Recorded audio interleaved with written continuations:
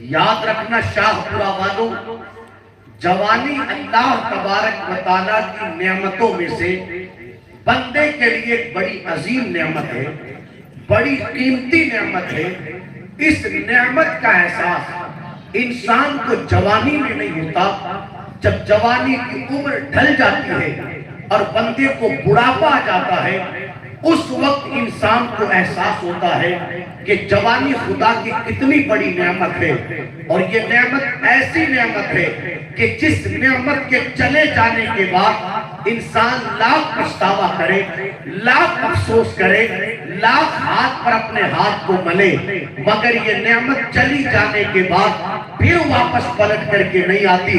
لیکن ہاں، اگر کوئی بندہ اس نعمت کی قدر کر لے اور اپنی جوانی کو اللہ رسول کے حکموں پر عمل کرتے ہوئے گزار دے، اپنی جوانی کو خدا کی عبادت میں گزار دے، برادر اعلیٰ حضرت سیدنا سرکار مفتی اعظم ہند کے اس شعر پر عمل کرتے ہوئے گزار دے، ریاست کے یہی دن ہے، بڑھاپے میں کہاں ہمت، جو کرنا ہے ابھی کر لو، ابھی پوری جوان تم ہو۔ یعنی جس بندے کی جوانی گزری اللہ کی عبادت میں، جس بندے کی جوانی گزری خوف خدا بندی کے اندر، جس بندے کی جوانی گزری مصلی کے اوپر، جس بندے کی جوانی گزری دین کی خدمت کے اندر، پروردگار عالم اس نعمت کا صلہ وہ عطا فرماتا ہے کہ بڑھاپے میں پہنچ جانے کے بعد بھی پروردگار عالم اس بندے کے بازوؤں میں ہمت عطا فرماتا ہے، اس کے وجود میں طاقت عطا فرماتا ہے۔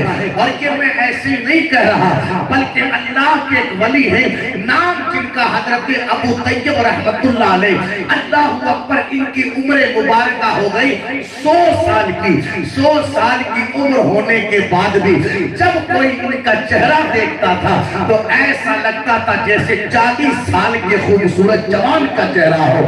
ہاتھوں میں طاقت تھی، پاؤں کے اندر طاقت تھی۔ اللہ اکبر، 100 سال کی عمر کوئی زیادہ عمر نہیں ہے یار۔ یہاں تو کنڈیشن یہ ہے، 40 سال کا بندہ بعد میں ہوتا ہے، پاؤں میں درد پہلے شروع ہو جاتا ہے۔ 50 سال کا بعد میں ہوتا ہے، آنکھیں کمزور پہلے ہو جاتی ہے۔ 50 سال کا بعد میں ہوتا ہے، کانوں میں سنائی پہلے کم دینے لگ جاتا ہے۔ مگر 100 سال کی عمر کو پہنچ گئے حضرت ابو طیب رحمت اللہ علیہ، مگر ایسا لگتا تھا جیسے کوئی 40 سال کا جوان جا رہا ہو۔ لوگوں نے کہا حضرت اس عمر میں پہنچ جانے کے بعد لوگوں کا پیشاب اور پاخانہ بستر پر ہوتا ہے۔ کمزوری کا حال یہ ہو جاتا ہے کہ لوگ نماز جمعہ کے لیے موٹر سائیکل پر بٹھا کر تو لوگ لے کر کے جاتے ہیں۔